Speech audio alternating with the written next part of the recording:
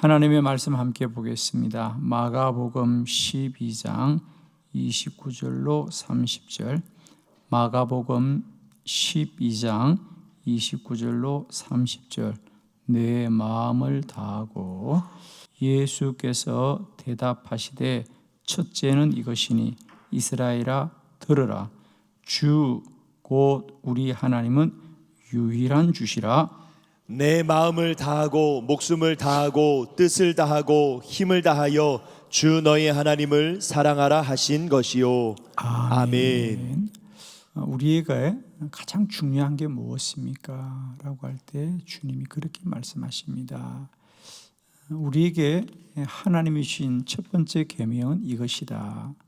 너는 마음을 다하고 목숨을 다하고 뜻을 다하고 힘을 다하여 주 너의 하나님을 사랑하라. 여기서 목숨과 뜻과 힘과 이 모든 걸 다할 때 첫 번째가 뭐냐? 너의 마음을 다하여 그랬습니다. 우리가 하나님 앞에 나아갈 때 가장 힘쓰고 힘써야 될 것은 다른 것이 아닙니다. 우리의 진실된 마음으로 주께 나아가야 할 줄 믿습니다. 우리는 모든 것이 하나님 앞에 드려지는 것이거든요. 우리가 예배를 드리는 것도, 우리가 예물을 드리는 것도, 우리가 찬송을 드리는 것도. 그런데 그 중에 가장 중요한 건 뭐냐? 마음을 드리라는 거죠. 하나님은 우리를 보시되 뭘 보시느냐? 그 마음을 보신다는 거죠. 잠언서 16장 2절을 우리 함께 크게 합독합니다. 시작. 사람의 행위가 자기 보기에는 모두 깨끗하여도 여호와는 심령을 감찰하시느니라. 아멘. 우리는 흔히 이렇게 말합니다. 내가 이렇게 행동하지 않았느냐, 내가 이렇게 행한 것을 알지 않느냐, 이렇게 말합니다. 그러나 그래서 우리가 옳다고 말합니다. 내가 이렇게 행동했습니다. 내가 이런 일을 했습니다. 내가 이렇게 해오지 않았습니까? 라고 말합니다. 그러나 하나님은 우리의 행함을 보지 않으시고 그 중심의 마음을 보신다는 거예요. 사람이 자기의 행위가 자기 보기에는 깨끗해 보여도 하나님은 그 심령을 감찰하신다는 거죠. 그 마음을 보신다는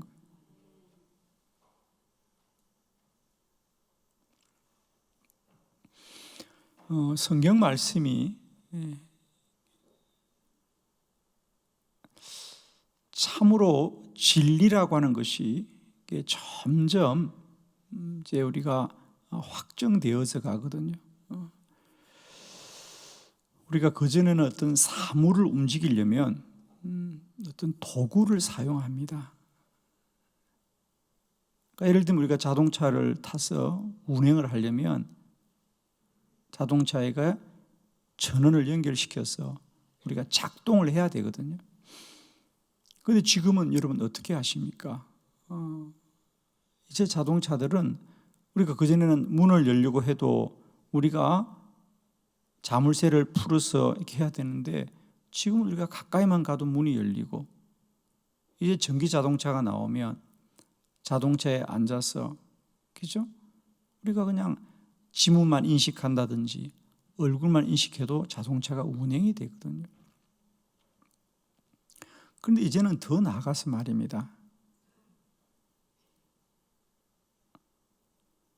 이제는 내가 자동차를 타고 어디를 가야 되겠다고 마음만 먹어도 자동차가 알아서 가는 시대가 된다는 거죠. 그죠? 우리 주인이 집으로 가고 싶어 하는구나. 회사로 가고 싶어 하는구나. 마음만 먹어도. 어느 음식점으로 가려는데 어느 음식점으로 가려는구나. 마음만 먹어도 기계가 마음을 알아서 움직인다는 거죠. 우리가 지금은 TV를 보면 우리가 1번, 2번, 3번 리모컨을 다 움직여야 됩니다. 그래도 보여주면 참 귀하죠. 그전에는 우리가 일일이 손으로 다 돌려야 되는데 이제는 멀리 서서 그냥 리모컨만 해도 참 편리한데, 이제는 어떤 시대가 된다 그래요? 내가 마음만 먹어도 TV의 채널이 바뀌어준다는 거예요. 우리 주인이 드라마를 보고 싶어 하는구나. 우리 주인이 스포츠를 보고 싶어 하는구나. 마음만 먹어도 알아서 채널이 움직여준다는 거예요. 집안에 들어가면 지금은 일일이 우리가 전등을 켜거나 에어컨을 켜거나 혹은 온풍기를 켜야 되는데, 이제는 내가 마음만 먹어도 집이 알아서 온도를 다 조정해주는 그런 시대가 온다는 거예요. 이제 모든 사물은 손으로 움직여야 되는 것이 아니라, 우리가 행위를 해야 되는 것이 아니라 마음만 먹어도 다 된다는 거예요. 그런 시대가 좋을 것 같아요? 여러분 힘들 것 같아요? 저는 힘들 것 같아요.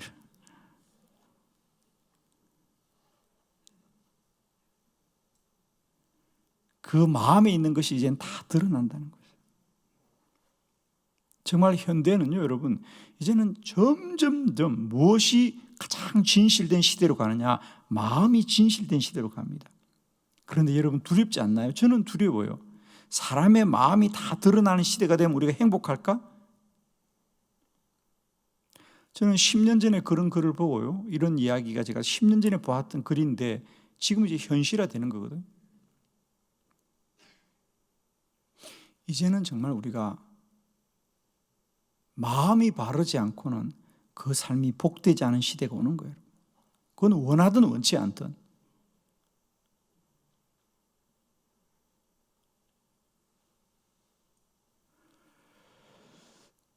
그러므로 우리는 더 힘쓰되 무엇을 힘써야 되느냐?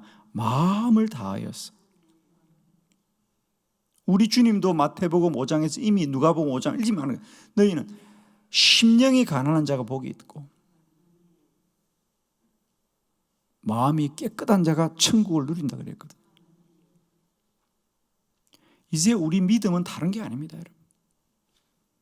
그 모습과 그 행위가 무엇을 하느냐가 중요하지 않고, 그가 무엇을 하든지 하나님은 언제나 그 마음을 감찰하시고 그 마음을 따라서 그에게 복을 주시는 하나님인 거죠.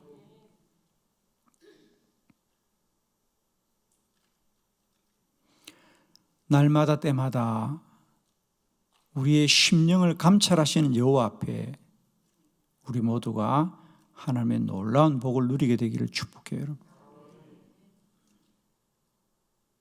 하나님은 우리 마음을 감찰하시나니, 그 마음이 얼마나 복된 자인가 그 마음을 보시는 하나님이고 그 마음을 따라서 행하시는 하나님이시다. 그리고 우리 성경은 끊임없이 수많은 믿음의 사람들에게 복을 주시되 무엇을 따라 복을 주셨느냐? 그 마음을 따라 복을 주신 분이에요. 그 마음을 따라서 복을 주신 분이에요. 우리는 때로 이렇게 말합니다. 내 마음 나도 알 수 없고 마음을 어떻게 하냐고 하지만은 우리는 그러나 끊임없이 그 마음을 주께로 되돌리고 그 마음을 주께로 되돌리고 그 마음을 새롭게 하는 자가 날마다 하나님의 복을 입는 줄 믿습니다. 우리 힘으로 할 수 없기 때문에 하나님의 은혜를 구해야 되는 것이겠죠. 그래요. 내 마음 나도 몰라 그래요. 그러나 내 마음 나도 모르지만 그 마음을 오늘도 주께서 복되게 하옵소서. 이제 우리는 비로소 그런 기도를 할 수 있어야 돼요, 여러분. 하나님 오늘도 내 마음을 정결케 하옵소서. 그전에는 우리가 그런 기도를 할 수도 없었고 그것을 왜 하는지도 몰랐어요. 아니 자기 마음을 자기가 마음대로 못해? 우리가 나이가 들어보면 압니다. 세상에 가장 힘든 게 내 마음을 움직이는 거구나. 돈만 있으면 세상은 움직입니다. 다른 사람도 움직일 수 있죠, 여러분. 그러나 정작 내 마음을 움직일 수가 없어요. 용서해야 될 사람을 용서하지 못하고 사랑해야 될 사람을 사랑하지 못하고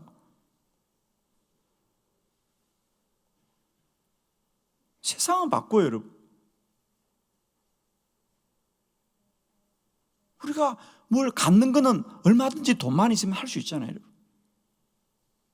그런데 마음을 바꿀 수가 없어요. 내 마음은 어떻게 할 수가 없어요, 여러분. 그러나 이제 우리는 비로소 그런 기도를 해야 됩니다. 주여, 내 마음을 정케 하옵소서. 내 마음을 정결케 하옵소서. 사실은 모든 것은 마음에서 나오는 거거든요. 마음에서 나오는 거예요. 근데 문제는 그 마음을 내가 어찌할 수 없는 거죠. 이제 우리는 내 마음, 내 심령을 붙들고 애통하는 자가 되어야 된다는 거예요. 하나님은 우리 성경에 보면 사람이 겉으로 한 것을 보지 않고요, 그 마음을 보셨어요.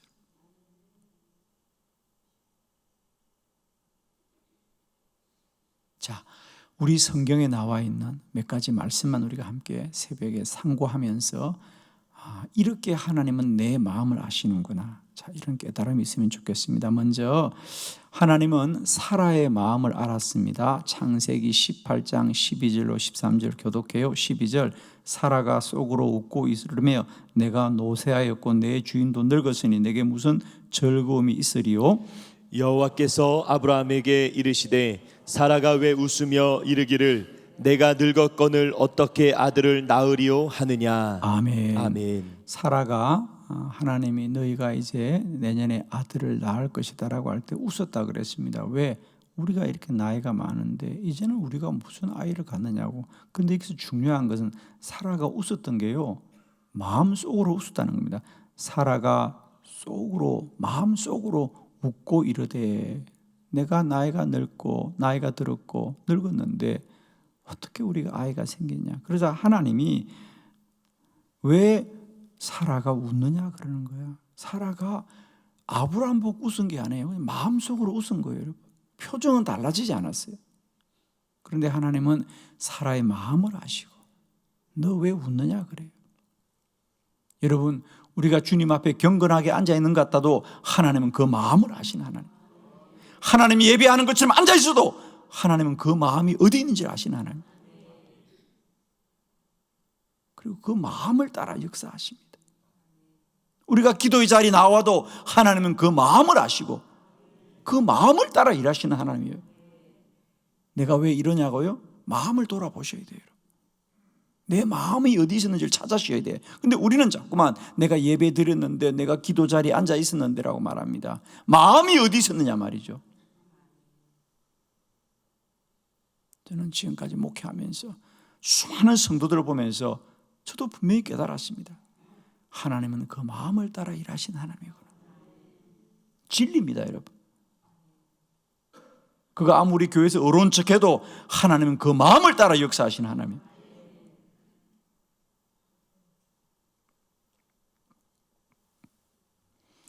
하나님은 영이시니 너희는 신령과 진정으로 예배할지라. 하나님이 영이시라는 거예요, 여러분. 육이 아니에요. 겉모습만 보는 하나님이 아니라는 거죠. 하나님은 영이시니 너희는 신령과 진정으로 예배해야 된다. 즉 하나님은 다 아신다는 거예요. 어떤 마음으로 예배해야 될 것인가.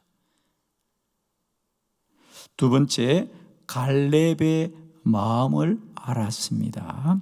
민수기 14장 24절입니다. 다 같이 합독합니다. 시작. 그러나 내 종 갈렙은 그 마음이 그들과 달라서 나를 온전히 따랐은즉 그가 갔던 땅으로 내가 그를 인도하여 드리리니 그의 자손이 그 땅을 차지하리라. 아멘. 12명의 정탐꾼이 가나안을 정탐하고 돌아왔을 때 여호수아와 갈렙은 우리가 그 땅을 들어갈 수 있습니다. 하나님이 인도할 겁니다. 10명의 정탐꾼은 불가능합니다. 갈 수 없습니다. 그리고 대부분의 백성들은 10명의 정탐꾼의 말을 듣고 원망하고 불평할 때 하나님은 그들을 다 멸하여서 너희는 결코 그 땅에 들어가지 못한다. 그러나 내 종 갈렙은 그 마음이 그들과 달라서 나를 온전히 따랐은즉 그와 그의 자손은 그 땅을 차지하리라. 이때 중요한 말씀, 갈렙은 그 마음이 그들과 다르다. 할렐루야. 하나님은 갈렙의 마음을 아시는 거예요. 갈렙은 그들과 마음이 다른 자야. 나는 그의 마음을 알지. 나는 그의 믿음의 중심을 알지. 그러므로 그와 그의 자손은 그 땅을 반드시 차지할 것이다. 우리가 겉으로는 똑같은 자리에서 똑같이 주를 예배하고 주를 섬기는 것 같아도 하나님은 그 한 사람 한 사람의 마음을 아시는 주님. 저는 이 새벽도 우리 주님이 내 종 갈렙은 그 마음이 그들과 달라.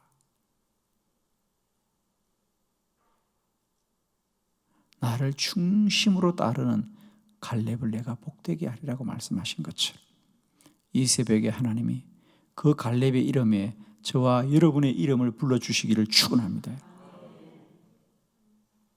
세 번째, 다윗의 마음을 하나님은 알았습니다.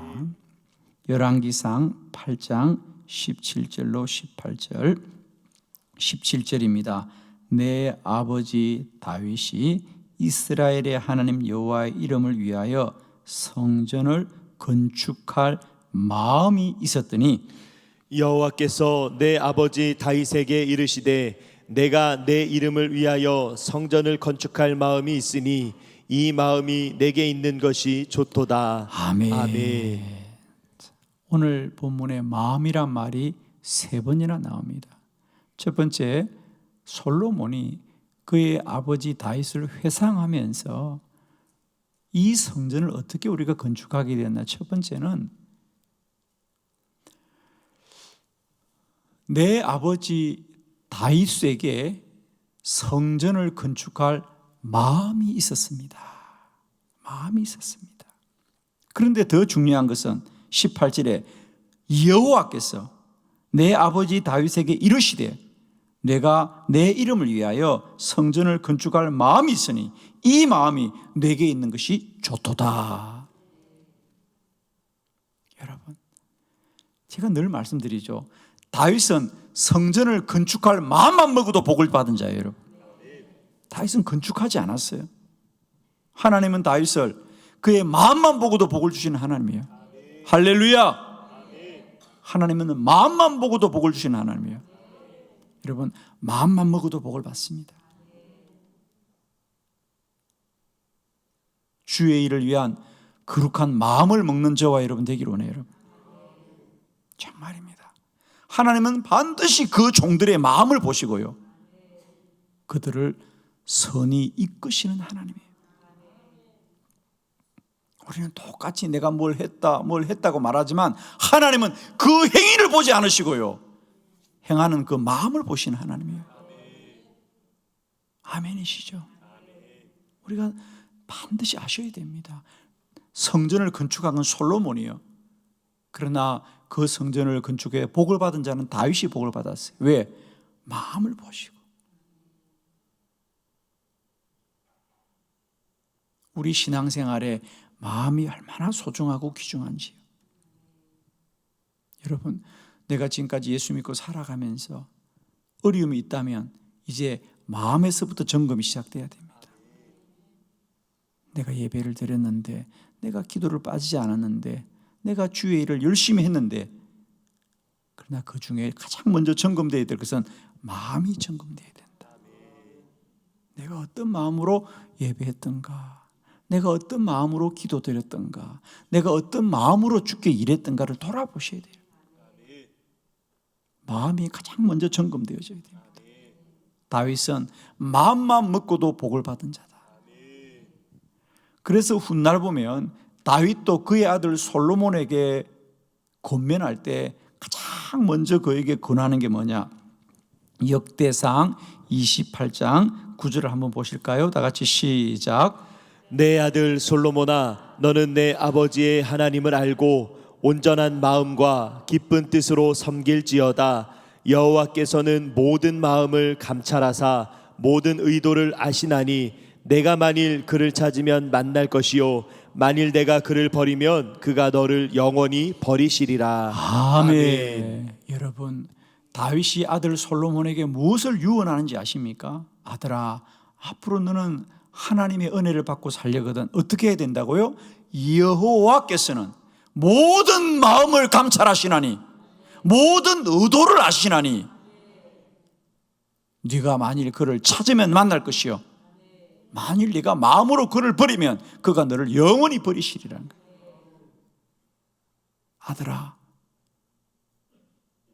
하나님은 너의 모든 마음을 아신단다. 너의 의도를 아신단다. 사람은 왜 사람에게 속는지 아십니까? 사람들은 행위만을 봐요.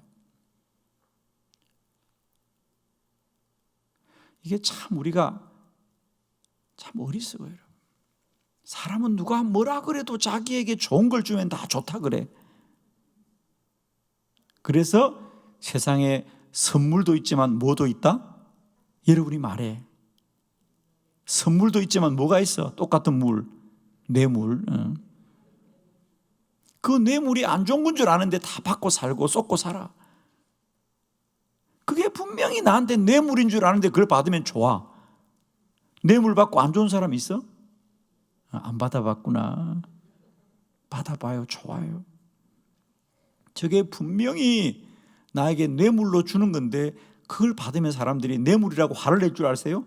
뇌물인 줄 알고도 좋아해요, 여러분. 그리고 또 그렇게 관계를 맺고 살아가요. 우리가 얼마나 어리석은지, 여러분. 그래서 사람들은 자꾸만 사람들을 그렇게 자꾸만 좌지우지하는 거예요. 그러나 하나님은 그렇지 않으세요, 여러분. 하나님은 반드시 그 마음을 보시는 분이에요. 그 의도를 보시는 분이에요. 그가 어떻게 하든지 하나님은 그 마음의 중심을 보시고 그 마음을 따라 행하시는 하나님. 우리 하나님이 얼마나 복되신지 여러분 축복합니다. 오늘 다윗이 그의 아들에게 유언처럼 하는 이 말씀을 마음에 새겨야 됩니다. 아들아, 여호와께서는 모든 마음을 다 아신단다. 모든 의도를 다 아신단다. 네가 아무리 힘들어도 너의 마음이 진심으로 주를 찾으면 만날 것이다. 그러나 네가 겉으로 어떤 행위를 하더라도 너의 마음에서부터 하나님을 떠나면 하나님도 너를 버릴 거야. 아들아, 앞으로 하나님을 섬길 때 마음을 다하여 섬겨야 된단다. 할렐루야. 주님의 말씀입니다. 너희는 마음을 다하여 하나님을 섬기라. 이게 첫 번째 계명이다. 너희가 겉으로 예배를 잘 드린 것보다 더 중요한 것은 뭐냐? 마음을 다하여서, 전심을 다하여서, 신령과 진정으로. 이 말은 뭐냐? 참되고 참되게 하나님을 예배해야 되느니라. 네 번째, 우리 예수님은 서기관의 마음을 알았습니다. 마태복음 9장 3절로 4절을 교독합니다. 3절, 어떤 서기관이 속으로 이르되 이 사람이 신성을 모독하도다. 예수께서 그 생각을 아시고 이르시되 너희가 어찌하여 마음에 악한 생각을 하느냐. 아멘. 예수님이 어느 집에서 말씀을 전할 때에 중풍병이 걸려서 걷지도 못하는 그 한 사람을 친구들이 들것에 들고 주님 앞으로 데리고 왔을 때에 주님이 그들의 믿음을 보고 너무도 귀하게 여겼어. 너희들의 죄가 다 사함을 받아노라. 그러자 그 순간 그 중풍병자가 깨끗이 나았습니다. 그러자 그곳에 있던 이 서기관이라는 것은 그 당시에 믿음이 아주 많은, 근데 그가 그렇게 말하는 겁니다. 주님을 향하여 왜 당신은 신성을 모독하느냐. 즉 신성을 모독한다는 얘기는 그 사람의 죄가 나았다 낫지 않았다는 것은 당신 같은 사람이 함부로 할 수 있는 말이 아니야.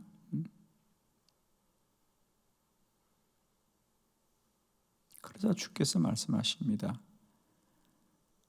그 사람의 말의 의도가, 아니 누군가가 죄인이 의로워졌다는 게 왜 나쁜 말이겠지. 근데 그 사람의 의도가 주님을 넘어뜨리려고 한다는 것을 너무 잘 아시고 예수께서 그 생각을 아시고 너희가 어찌하여 마음에 악한 생각을 하느냐. 왜 선한 마음으로 사람을 바라보지 않느냐. 그래서 그 당시 율법학자들과 바리새인들과 사두개인들과 서기관들과 제사장들을 향하여 우리 주님은 뭐라고 하셨어요? 회칠한 무덤이다. 회라는 게 뭐죠? 우리가 옛날에 보면 오늘날처럼 이렇게 내장재가 발달하기 전에 집을 지을 때 보면 안에다가 깨끗하기 위해서 그죠? 회를 발랐죠. 하얀 회를 발랐습니다. 무덤도 마찬가지입니다. 겉으로는 너희들이 무덤을 하얗게 회를 칠하여 놓았지만 그 안에는 죽음이 있는 것처럼 너희들이 겉으로는 어려운 척 경건한 척 하지만 너희들의 마음은 썩어 있구나. 너희들의 마음은 썩어 있구나. 너희 마음은 타락했구나. 너희 마음은 죽었구나 하고 말하는 것이 우리 주님의 진단입니다.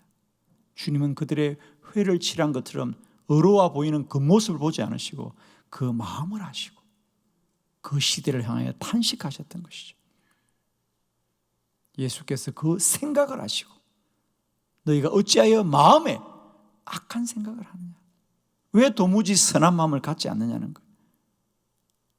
오늘 우리의 문제가 무엇입니까? 그 모습입니까? 아닙니다. 어찌하여 마음에 악한 생각을 하느냐. 저는 축복합니다. 오늘도 우리는 믿음으로 살 때 더 힘써 진실된 마음으로 우리 주께 나아갈 때 하나님은 그 마음을 복되게 하신다. 여러분 정말 꼭 기억하십시오.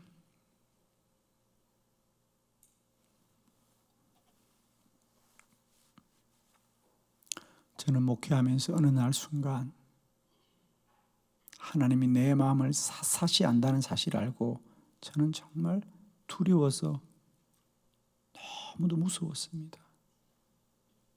하나님이 내 마음을 다 아시는구나.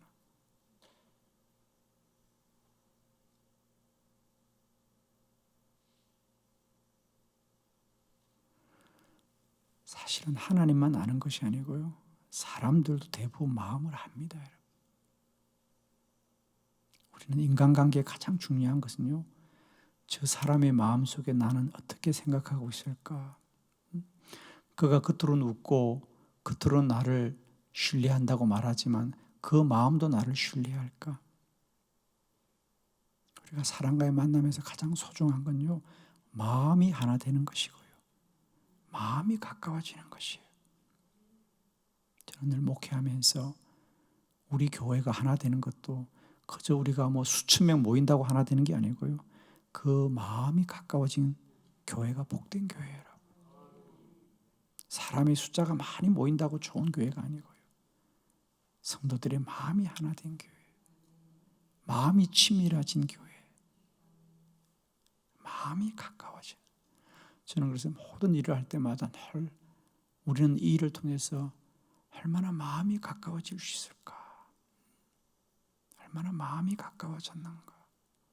저는 누구를 만날 때마다 늘 그 생각합니다. 저분은 돌아가서 마음의 나를 어떻게 기억할까. 저도 마찬가지죠. 매일매일 사람을 만나죠. 저는 매일매일 사람과의 만남이죠. 그럴 때 늘 그런 생각합니다. 저분은 마음속으로 나를 어떻게, 겉으로도 나쁘다고 말하는 사람 있습니까 여러분? 에이 나쁜 사람, 이런 사람 없습니다. 철들면. 우리가 어릴 때는 그런 말도 하고 살았지만 조그만 인생의 철이 되면 아무도 상대방 앞에서 에이 나쁜 사람 이렇게 말하는 사람 아무도 아유 예, 저 훌륭하시네요. 아이고 잘생기고 예쁘시네요. 다 그래요. 네, 내가 그렇게 하지요. 다 도와드리지요. 그래요. 그러나 그 사람의 마음이 뭐라고 할까? 그분은 나를 마음에서 무엇으로 기억할까? 마음으로 기억하는 것이 우리를 복되게 하는 것이죠. 세월이 지나보면 알아요, 여러분. 지금도 10년 전에 만났던 사람, 20년 전에 만났던 사람 만나고 계십니까? 그러면 우리는 마음으로 만났던 사람들이에요. 아멘? 우리가 20년 전에 만났던 사람을 지금도 만나서 찾아 만나고 있다? 마음으로 만난 자예요. 3년 전에 만난 지금도 만나고 싶어한다? 우리는 마음으로 만났던 거예요. 그러나 돌아서자마자 영원히 잊어버리는 관계는 마음으로 만났던 게 아니고요, 다 일 때문에 만났고 필요해서 만났고 서로 이해관계 때문에 만났던 거죠. 우리가 오늘도 복되되 어떤 복보다도 마음이 복되고 복된 저와 여러분 되기를 축복합니다. 기도드리겠습니다.